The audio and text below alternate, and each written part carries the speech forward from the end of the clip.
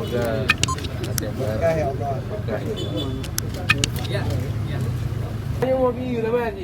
Syederalun Yayasan Baitul Mal Brilian dan Dewan Masjid Indonesia Aceh dengan didukung oleh Pemko Banda Aceh meluncurkan ATM beras. Peluncuran dilakukan oleh Wali Kota Banda Aceh, Aminullah Usman, pada Rabu 27 April 2022 di Masjid Baitul Makmur atau Masjid Oman Banda Aceh.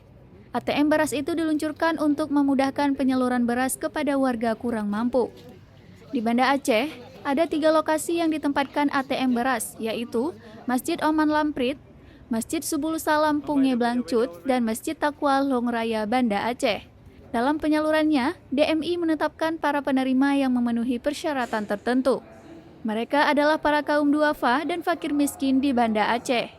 Selanjutnya, para penerima diberi kartu ATM yang dapat digesek ATM beras tersebut. Setiap penerima mendapat 3 liter beras per pekan dalam jangka waktu 1 tahun. Wali Kota Banda Aceh Aminullah Usman saat peluncuran menyampaikan, ATM beras itu sangat memberi manfaat bagi warga kurang mampu di Banda Aceh.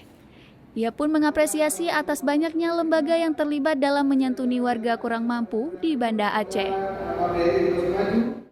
Oleh DMI atau oleh BKM Masjid Oman, ya.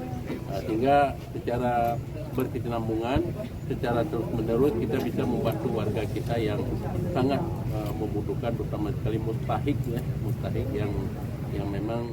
Dari Banda Aceh, Muhammad Nasir, Serambi On TV.